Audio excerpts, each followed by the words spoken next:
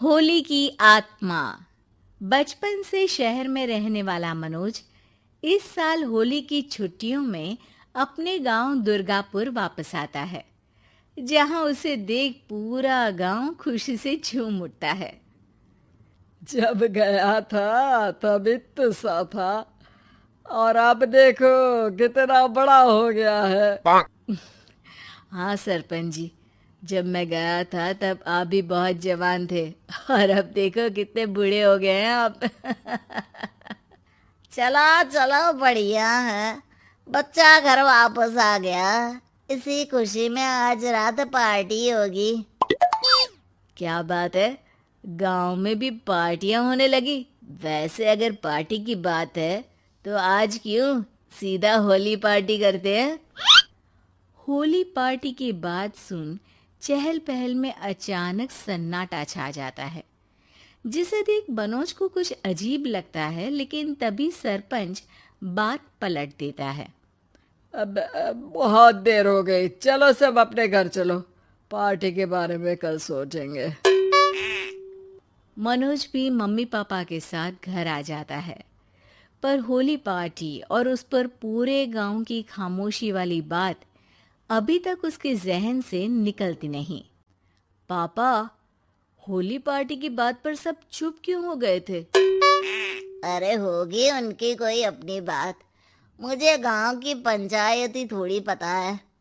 थक गया हूँ, चलो सो जाते हैं, कल बात करते हैं।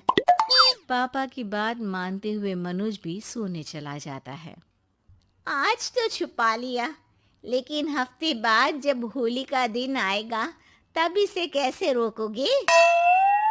अगली सुबह सूरज के साथ ही मनोज भी गांव घूमने निकल जाता है, जिस पर रास्ते में उसे अपनी ही उम्र के कुछ लड़के भी मिलते हैं, जिनसे दोस्ती कर अब वो उनके साथ घूमने लगता है। इसी तरह कुछ दिन बीत जाते हैं और होली नज़दीक आने लगती है।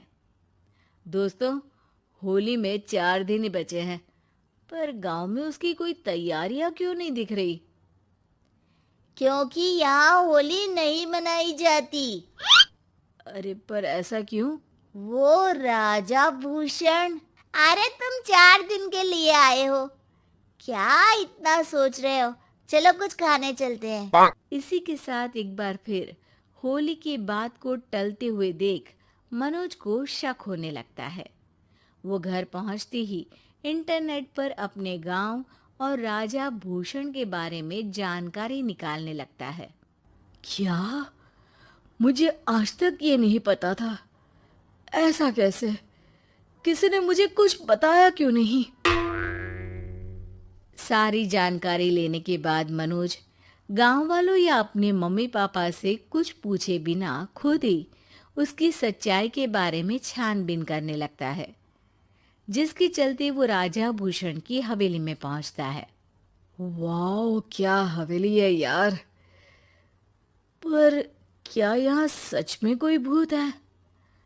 हेलो भूत जी, कोई है क्या? हम इस साल गांव में होली सेलिब्रेट कर रहे हैं, क्या आप उस पर थोड़ा इंटरव्यू देंगे? मनोज के ऐसा बोलते ही गांव में तूफान उठ जाता है और हवेली में रखी सारी चीजें हिलने लगती है। एक अदृश्य शक्ति मनोज को धक्का देकर हवेली से बाहर निकाल दरवाजा बंद कर लेती है। ये सब देख मनोज हैरान रह जाता है। क्या अभी मुझे हवा ने धक्का देकर बाहर निकाल दिया? मेरे होते हुए इस गांव में कभी होली नहीं मन सकती, इसलिए दोबारा ऐसी कोशिश भी मत करना, अंजाम बुरा होगा। आवाज सुन मनोज हैरानी से इधर उधर देखने लगता है, पर उसे कोई दिखाई नहीं देता।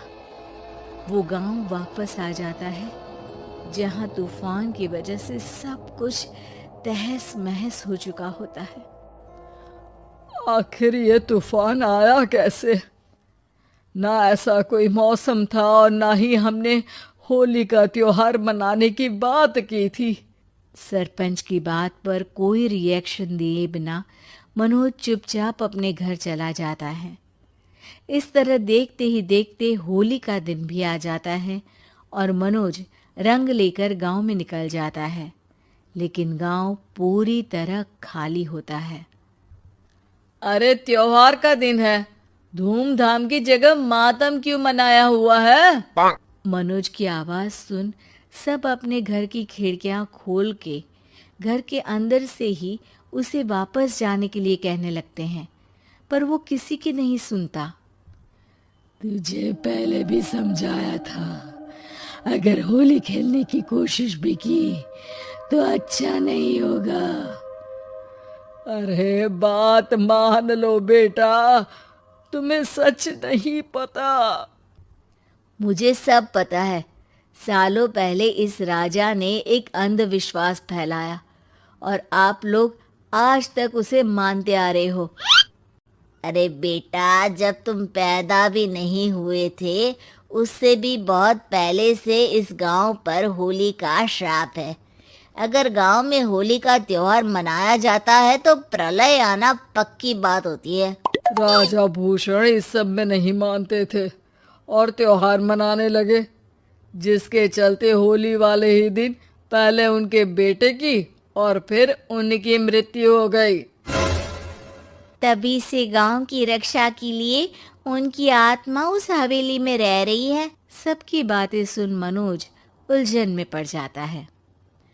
सोचना भी मत मनोज, अगर तुमने इस परंपरा को तोड़ने की कोशिश भी की तो उसका परिणाम इस गांव और गांव के लोगों के लिए अच्छा नहीं होगा। मुझे भी यकीन नहीं हो रहा कि आप लोग एक बेतुकी बात को मानकर सालों से रंगों के त्योहार को मातम की तरह मनाते आ रहे हो। मनोज किसी की कोई बात ना मानते हुए पूरे गांव में रंग बिखेर देता है, जिसके तुरंत बाद वहां तूफान के साथ बिजलियां गरजने लगती है। अचानक मौसम में ऐसा बदलाव देख जहां मनोज कंफ्यूजन में आ जाता है, वहीं गांव वाले डर से सहम जाते हैं।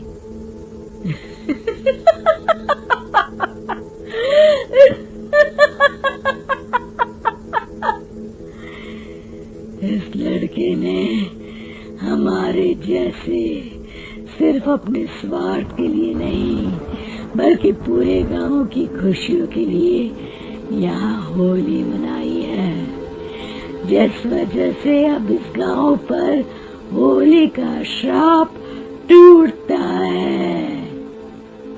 ऐसा बोलकर राजा का भूत वहां से गायब हो जाता है, जिसके बाद गांव के लोग धूमधाम से होली मनाते हैं। खुशियों के रंग गांव में बिखरे ही होते हैं कि अगली सुबह अचानक मनोज कहीं गायब हो जाता है और एक बार फिर गांव में होली का नया राज शुरू हो जाता है।